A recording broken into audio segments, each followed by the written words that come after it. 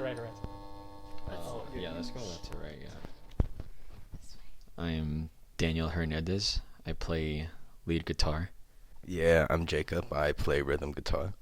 My name is Charlotte Leon. I am the vocalist of Levee. I'm Joe Avila. I'm the bassist. There's no E on the end. Oh, sorry. Hi, I'm Carlos Herrera. I play drums for Levee. I actually came up with it. I came up with it one day because it took us like forever. Remember, it took us like a year. Yeah, and we're just like, we're trying to come up with something cool, and we're just like, you know what? I really like Roses, and I really like the song When the Levee Breaks by Led Zeppelin. So like, Rose Levee, oh, that sounds kind of cool. I would say for me personally, they just kind of bleed in organically. All of us have very similar but also very different music taste. And we kind of take inspiration from not just other artists or other bands, but we also take inspiration from life experiences. I feel like we add more of a emotion towards the song, and then after the fact we'll be like, this reminds us of feeling this way towards an emotion or anything in particular. Yeah, I feel like a lot of the influences, of course, it's always going to come from somewhere. But like everybody else said, it comes from life experiences. And then sometimes when it comes to just writing a riff or writing certain lyrics, every now and then occasionally, like, you can kind of hear that. Like, what instruments accompany this? Or what can I hear audibly going on in the background?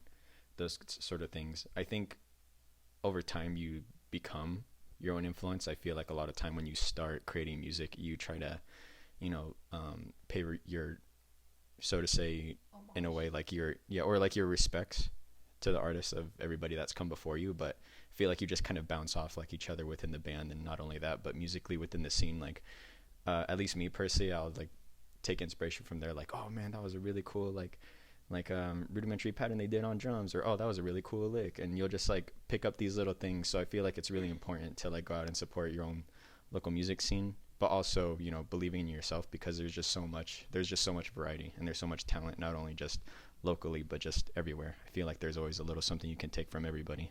Yeah, I think we've kind of talked about it before, but like when I first joined the band, there was maybe a little more of one kind of influence, like something more like rock and roll or bluesy influence.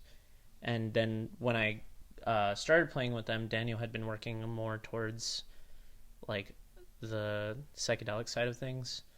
But I would agree with them that I don't think there was ever like a moment where we're like, this is what genre we are. This is the kind of music we're trying to recreate. There was never a moment like that. It's definitely more of like, I think kind of like a childlike excitement about, okay, Daniel has a piece or a riff, and then us just adding to it. And sometimes the riff starts out sounding one way, and then Carlos adds something and it starts shifting. But yeah, like pull out influences from everywhere. And like while we do have a lot of, like we do have common ground, we're actually very varied. Like all five of us have like artists that the rest of us haven't heard of. We're pretty diverse. Like, we all come from wildly different. But well, actually, me and Daniel kind of similar, because we're like, we started with like hard rock and like the hair metal and thrash metal stuff, and then like when Erika and Joe joined, he started undergoing like a revolution in his sound, where he started playing a lot more progressive or technical stuff, which is kind of what we're kind of going towards right now. It was like when we first started, it was way different than what it is right now. I'm excited about the potential for trying lots of stuff throughout our whole career, though, right? I definitely think that we should never put ourselves in a box. I feel like we've learned a lot, but we still have much more to learn, and I'm just excited for that learning experience. It's very different every time. I wouldn't say I have like a lot of hobbies. A lot of the times I'll just like to paint, or I'll just like to draw, or I'll just like to stay at home with my dogs. But how is it? How do I derive my inspiration? Just kind of listening to a lot of different music. And sometimes I know this sounds weird, but sometimes like you'll just like hear like noises in your head. And it's like I have to I have to like figure it out. Yeah, I'd say that's just mainly what it comes from. A lot of it obviously is from life experiences and just what you go through. And I like to say I guess I'm sometimes a generally vague person, in the sense I only say that just because it's like hard to understand me. I don't know. Yeah, it just kind of comes that way. And then I just think of it in a sense like, oh, okay, well, I'm doing this idea. I wonder what this person can contribute. And I assume like what idea they have, and I just present it to them, and I'll just say like, do your own twist on it, kind of deal. Obviously it won't always be like that. Everybody will always have like their own ideas that they'll bring in, but sometimes it'll be like painting and stuff, or sometimes I'll be painting, or I'll like draw like a little sketch, and I'll think like, oh, I can kind of like hear a song going along with this. So like just little things like that. Or even when I'm with my dogs, or like if I'm really like just chilling at the park and I can hear audibly like what would accompany this situation well, and then I hear it. Sometimes I'll remember, sometimes I forget about it. I guess that's why I just always keep my phone, like the voice memo thing ready. Like I'll just like voice it into my phone like da da da da, kind of deal. And sometimes that's really just all it takes. But yeah, I hope that answers the question. I think for me personally, ever since I was like very little, I've always been drawn to anything that's like that has to do with fine arts. I love films. I love dance. I used to be a dancer and a gymnast too. So really anything that helps me express like my feelings or my inspiration, that's really like the best way I could explain it. And I love painting and drawing, photography. I love modeling. Really, and I do agree with both of them. Like most of my inspiration does come from life experience, and whatever it is that I'm hyper fixated at the moment. Because I could be hyper fixated on like an artist at that era, and then the next era it's just like different artists, different people that I'm like listening to. So it kind of depends on that too. For me, I guess it would just like I really like video games, and I love like soundtracks to video games. So not even just the actual soundtracks, but when Daniel like sometimes writes a new riff, like I can like kind of imagine the game that you'd be playing while like listening to that. Like there's sometimes where I'll hear a riff, I'm like, oh, that'd be like fun, like if you're like driving really fast or stuff like that. Yeah. But we never really try to actively write music as in like I'm feeling this way, so I need a song to describe this. Sometimes like we'll just write stuff just because it's like it just feels fun right now. I feel like it doesn't have to be so much huge deep emotion that goes into every single note, every single song. Sometimes like it's just a matter about having fun and expressing yourself and seeing like the potential that you can push yourself through, and like the boundaries you can just push, and just see what extent you can take yourself to as a musician. Not only that, but as a musician within a band, and how you communicate, all those things. Horribly, bro. No, just kidding. No, it's honestly very very good. When we began this band, it wasn't exactly like, oh, okay, let's just get some musicians, let's just play a show, and let's just like do what we can. Personally, I feel like we can all resonate that not only is it we view it as close friends, at least to me personally, I try to view it more as like a family thing, just because you're going to be continuously going like through ups and downs of conversations or shows and just whatever happens throughout life. It was a really good opportunity getting those two, just because they really do contribute a lot to the sound. And it's always good having like contradicting like what's the correct word? Yeah, like contradicting ideas, or like somebody telling you like, no, actually I don't like that.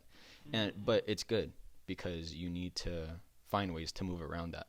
You can't just expect everything that you do is going to be perfect and that you're just going to continue with that. I feel like if you're faced with a little bit of conflict, it's only going to push you to striving or achieving something better than what you could have imagined. So I feel like at least them two added within the band at the time when it was just me, Carlos, and Jake, for the short time that it was, that it's really expanded us. It's really helped us just kind of push and get like the vision really out there. Like now we can finally play a show. Now we can finally do this. Now we can finally just see like what's within our grasp and just like what opportunities we can just sort of take respectfully. That's as much as I can say right now. And everybody's grown like significantly as a musician, not just only as Joe and Erika, but everybody else, like including Jake and Carlson. I hope myself too. We all always give ourselves constructive criticism, not in like, oh haha, you sucked, okay, you know, next rehearsal, you know, like haha, I'm better, you sucked, I was better that show, okay, haha. No, like no. Honestly, no, but yeah, everybody contributes and everybody puts in their equal effort, and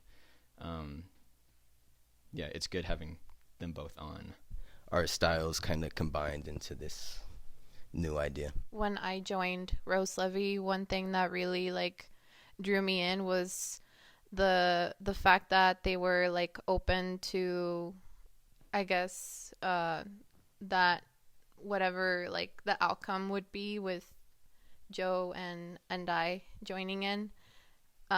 Initially, they were actually looking for a male singer, and I think just something, how they worded the, what's it called?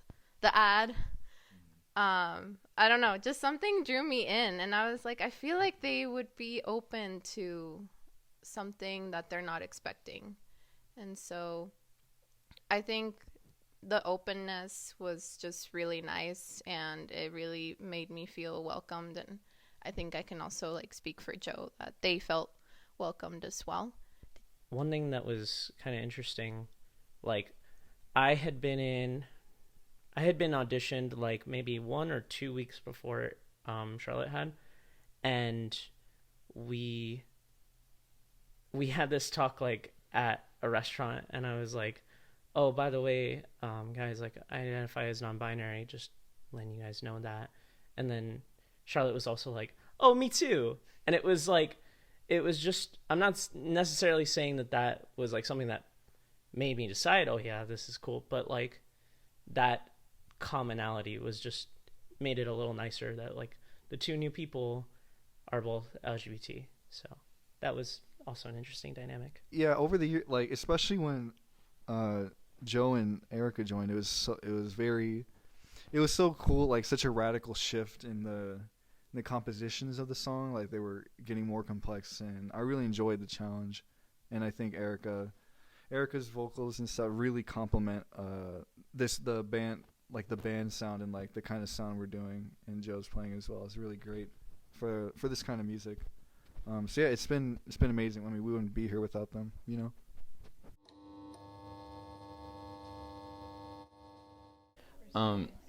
I kind of like just like played on stage when I think it was 15 or 16, not 15. It was just pretty clear, like it was, I don't know, it just felt really like natural. I was like, I think I just kind of want to do this. Like I'm pretty chill doing this. I really don't mind. I guess the end goal is not have to work a job. You know, I don't think anybody wants to work a job. I think everybody would like to do their own thing and live off financially of it and not have to rely on anybody. Yeah. I guess that's like the goal of it all. I guess also in a way saying, expressing everything you were able to its best potential and its best capacity to that you could have at the time, not holding back on the actual meanings you put within lyrics or within songs or just the riffs itself. Just striving towards that, just always pushing us to be our best. Not just me, everybody. I believe that's where we're still going to be later on in the future. But yeah, touring, making a living off this, being able to not work a job, that's kind of the end goal with a lot of this, and just continuously striving for it. I don't think, at least me personally, I'd ever want to say like, I'm just kind of done with music. You know, I'm chill. Like I'll just do something else right now. I wouldn't really like to do that. I think for all of us, we're pretty serious about this. We this is something we love, and this is something that we really like. We really do believe in each and every one of us. And you know, there's going to be moments in life that are going to be testing us, and I think just as long as we keep going, I think that's really all that matters. I I think that's also another thing that I really do appreciate about Rose Levee, just the amount of seriousness that we take towards this, our passion. And I do see us winning awards and playing at like big arenas, just being able to share our passion for music with our fans. Yeah, I mean, it's came down to, for me, I'm like, I want to create something I'm proud of. Like, obviously, I think that's bottom line for everyone, right? Just make something that you think sounds good, right? Whether it be live in terms of a performance, doing as well as you can, getting better, working with others and growing with them. Like, we started off with a few other bands that like had their first shows around the time we had our first shows, and it's cool to like, I see them and they play really well and I see them improving. It makes me want to grow. So I wouldn't say it's like competitive in nature, like one's better than the other. It's just, it's like, I do want to be a better me when I play with a really good band, right? And obviously that's like bottom line, but yeah, I mean, going into it, you have to make money to live. So like, I want to take it as seriously as possible and treat it like it is our career, because that's what I want it to be. For me, it was never about I mean, I guess we all want in this band like what every artist wants, whatever medium it is, which is to get paid, do it professionally, get paid to create and stuff like that, like whatever art you're doing. But for me, I'm totally happy if we just, like, I don't know, even if it disbands, or, you know, God hope not, but like if stuff happens, like like I just being on stage and just like playing in front of an audience is just one of the best things like I can imagine. So being able to do that as much as possible is like my life goal, really, is to play in front of as many people as possible, as often as possible. And I was always like, I love playing like for the music. I love writing with Daniel, and he writes really challenging stuff that I love to mess around with. And I think we vibe really well off each other. But yeah, it would be nice to a nice goal that I take very seriously, obviously, because I know these guys want to do it very seriously as well. But at the end, like, I won't be sad or disappointed if we don't necessarily reach that goal. I just, as long as I'm healthy and I'm happy, and as long as I can physically play my instrument, then I'm all good. I love it. The challenges, man, the bullshit. You know what I'm saying? Man, the fact that I can't just play alone and be better than everyone. I have to have other honestly. The fact that I just have to fucking play with people, bro. Oh my gosh, I guess. What was the question again? My bad.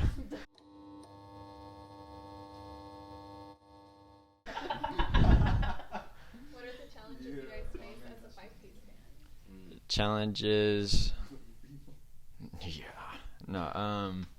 Yeah, like you said, any challenge can just be like when we all just don't agree on something, but.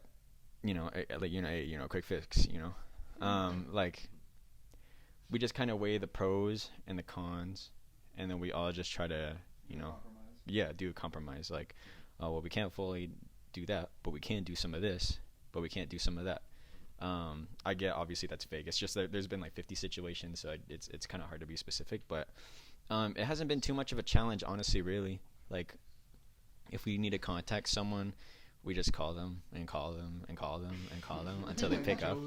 And if we need to get like contact somebody, or we need to text somebody, we just like keep adding them, and we keep adding them, and we keep adding them, and they finally pick up. So I guess it kind of works, right? I think with playing in a band with 5 people, there's definitely ups and downs. Like it's not always like as chill. It's like anytime we all have different opinions on something, like what to write. Then I guess the big thing is like trying to figure out what part goes where, or what should we do for certain parts of songs, and we all want to do different stuff. Then we have to like, but it's good to like hash things out with people, and like you should expect conflict or friction in every like relationship, whether your band or your friends or stuff like your friend group. And we always try to resolve it as peacefully and stuff like that as we can, like doing compromises, like, oh, we can do this, or we can all do this, and stuff, Yeah, it's just a matter of like cooperation and coordination. Like when it comes to like writing, like they said, there's differences, you know. One of the biggest challenges that we've had, and we're about to hit our 1 year in March of performing. One of our biggest challenges was not having Carlos around sometimes, and having to reach out to drummers that were available with our schedule, and not only that, but teaching them our songs. Like, that was definitely one of the hardest things ever. Not just because of, like, obviously, like, we love Carlos, and it's just it's not the same without Carlos, but it's just the stress of worrying about Carlos, and then the stress of, well, we gotta keep going, continue, and you're like, oh my gosh, like, this is just stressful. So that was definitely one of the biggest challenges. And I think another one was our organizational skills, just because there were a couple of months where we did have time to be songwriting, and then there were other months where we were just like show every weekend, and then it was just, again, having to learn and go through that experience and coming together and be like, okay, like, we need to be better about prioritizing. Like, one day we'll work on a song, and then the next rehearsal, then we'll like rehearse for the next show, and so on and so forth. That the grind doesn't stop, literally. Yeah, just to keep going at it. I've learned that if you just really trust the process, and you keep continuously making a dedicated effort into doing it, your ideas and your goals will come to fruition.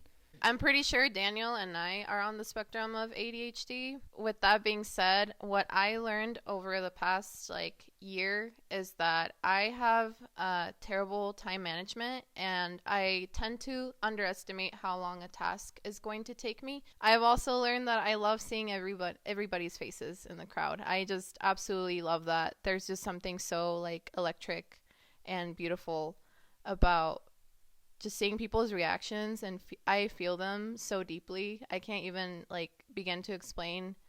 And there had been a couple of shows where people are actually singing our lyrics back, and it just feels like a dream. What did we learn from our first show? What have we learned since? What have we learned since? Definitely that if you're trying to break into a new music scene that you've never been a part of before for the first time, especially as a band, it's really hard to get access to to promoters and stuff that can put you on to shows. And just finding our first show took a while, because it's we don't know anybody. It's just we had to luckily one of my friends was able to help us get that first show. So I'm thankful for that, obviously. And we played more shows after that. Right now I'm happy with the amount of shows we're playing and stuff. And it's another thing I've learned is if you mess up, trying to learn how to improvise and try to cover up your mistakes and stuff. I think it's cool because it motivates me to do better, and to not fuck up in the same spot again. So I'm okay, I really got to practice this because I don't want to embarrass myself. Not just myself, but I'm doing a disservice to my bandmates. Becoming a performer, you learn that being good doesn't mean never messing up, but like Carla said, continuing to push past it. Your equipment breaks, keep going. Something goes out, you find a way to replace it. You prepare things like a second instrument when something breaks, right? You learning to go with mistakes, or even beyond mistakes, just things break, right? And then the final thing is just there's more to it than just playing. So much more than just your set is becoming a part of the community, getting to know people, and making genuine friends, and appreciating the rest of the music. That is almost equally as important, and it's really fun. It's a really rewarding part of the experience. Yeah. So good. Currently, right now, we just have Ocean out. At the time, we did have Ambassador. We're currently working on Into the Void. Just at the time, Carlos just went on medical leave, so we just had to kind of put things a little bit on a halt. But now that things are kind of picking up pace again, now we have Carlos back from medical leave, we'll definitely be able to just like really push hard for not only just those few singles, but ideally the idea is, you know, EP, album, all that stuff. But currently so far, yeah, it's in the works now. On the Rose Levee YouTube channel, there's a playlist that has pretty much anything that's on YouTube that has been recorded, even not by us. There's a playlist with, there's a full songs, there's the Cemetery Pulp Show, Feature 52, and there was a recording of us at Red Dwarf by Powered by Rock. And then Vamped? Yeah. Ocean. Yeah, and there's a recording of Ocean on the Taverna page. So those are all on Oh, yeah, Instagram. totally. Playlist is YouTube stuff. Oh, yeah. Otherwise, on Instagram, there's Taverna Costera has a recording of us somewhere on there of a full song. Yeah. So those are a handful of other places. On our Instagram, there's a shows thing where it just has clips of different Instagram stories that have been sent to us. Or, yeah. So you can see more there, too. Too much, you know, like big things coming. You know what I'm saying? Our goal this year is EP, and of course our debut album eventually down the line. I'm not sure if this year for certain, but at some point within the next 2 years for sure, our debut album. And with that being said, I also I also have my own like solo projects as well. But with those solo projects, I'm always going to be bringing up Rose Levee and promoting us as well. So I'm also excited for those projects this year. So yeah. And we are going to have our next show on February 18th at Taverna. So, Well, our next show is technically on the 17th of February. We don't even know when this would be out by, right? Yeah, we have a show at Double Down on the 17th. Following day, 18th. That's Taverna Costera. I'm really, really excited for that show. If anybody wants to make it out to that, that'll be a very fun show. Lots. I think it'd be really cool if we're on a set like with someone to invite them on to play for a song like That'd be cool. with us. And I actually asked, like, I joked about it with Hunter's Briefcase. That would be awesome. That would be fun. Like have one or Have a show that's like if we're already on a list with them, just have them come play. Mute your. Oh, I'm just kidding. I will be, spoiler alert, I will be collaborating with one of the local Vegas DJs. His name is Caden, and this is going to be a challenge for me because I'm also going to be stepping out of my comfort zone out of the genre that I've performed in already. So I'm super excited to dive into the EDM music, which is something that has actually like been a huge influence while I was growing up. And many other different genres of music. So that's a collaboration that's for sure happening. But if I were to call out any other artist, I would absolutely love to work with 070 Shake. They've been an incredible influence on me in the past few years. I saw them perform live last year in June in LA, and I was just in awe with everything. And I loved how they mentioned that they use a specific frequency in music to help like heal and attract like the people that feel that they can relate to within their songwriting and their music. Another artist that I would absolutely love to collaborate with is System of a Down. Somebody that comes first to our mind is Leo Bagel. I'm pretty sure that's his actual name, unless it's just his Instagram. He's the keyboardist for Post NC. That's super sick. Like I just imagine like just the improvisation game, like just like spiraling around. Because especially like during on some of our live sets, we'll like do improv. Like, okay, I'm gonna do my round. Okay, now it's time to your round. Okay, now your round. Now your round. Now your round. Now Leo's round. You know, kind of deal. So just be like, yo, shit. You know. I recently did a collaboration with Sonia Barcelona. There's a lot of smaller bands that in this scene that I think go unnoticed a lot, and I really want to help them. There's this band called King Fun that they play a lot of house shows, and they're kind of relatively small, and they're really cool. Like they have like 2 drummers and like keyboard and all these guitars, and they're really I think they would be really interesting to play with, because especially those guys are really good. One of my favorite bands is Deacon Hill from here. They're really cool. It would be cool to collab with them.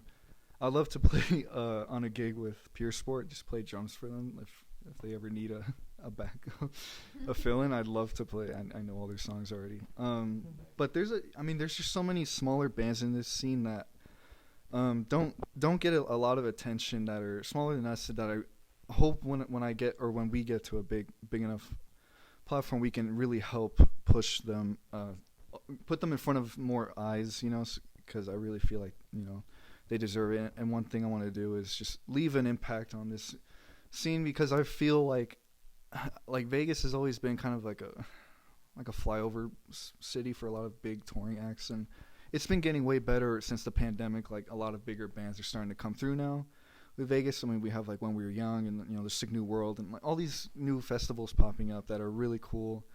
I would just love if I could help a smaller band that I thought deserved it. And there's just a ton of them. I can't name the ones I just named. I could think of off the top of my head. I know everyone's tea here. So I started learning about sidereal / Vedic astrology last year. That being said, it does change the calendar aspect to it. So my big 3 in sidereal is I'm a Leo sun, Sagittarius moon, and Leo rising. And Daniel's tropical, he's a tropical Pisces sun, but he's a sidereal Aquarius. Jake is a Leo sun in tropical, but sidereal Cancer.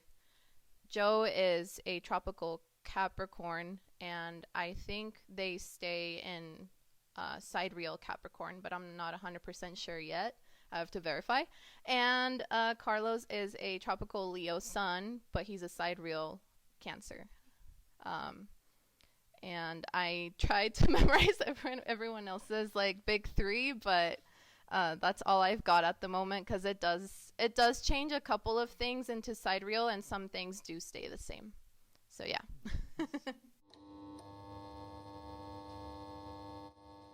Usually I have like a ton of shit in my pocket. Let's go. Where is it? No, I don't got nothing for once, actually. I have nothing. I got my phone. That's it? No. I got a piece of lint. I have lint. I have my phone. Okay. I have my wallet, Coheed and Cambria wallet. Nice. Hey. You got any money? You got any money? EOS. Oh, EOS Fitness on the thing. $5. But we're leaving EOS, so not a shout out to EOS. Uh-oh. And then I have not AirPods. I have the show what's in my wallet. I have the hemp chapstick cherry. And then beer bottle opener on the keychain. I don't drink, but Why? You have that? and then One Love on the keys. Oh, I love Yeah. that. I don't have pockets. So there's that. Got my phone, charger, keys. This is my last Hawaii pick. My mom got these in Hawaii. What you got? I just got my phone, and I got my wallet, and show you my keys. Yep, I found a scrunchie in my pocket. Yeah. Because someone told me that it looks goofy on my wrist, so. I sometimes carry crystals. I carry crystals, or I wear like my crystal necklaces. My business. Oh, so also besides being in Rose Levee and being a barista as the daytime job, I also own a I also own a small business, and I do crystal wire wrapping I've had it for 2 years now, but officially been out like doing markets for a year now. And the name is Charlotte's Crystal Parlor. We are Rose Levee. I'm Daniel Hernandez. Oh yeah, damn. Rose Levee Band. I'm Jacob Anthony. Music on other platforms as well. Charlotte Leon is my name, and my birth name is Erika, but you may call me by both. I'm Joe Avila. I hit strings on a big bass. For real. My name is Carlos Ferreira. I play drums for Rose Levee. Thank you guys. We're Rose Levee, and we make noise.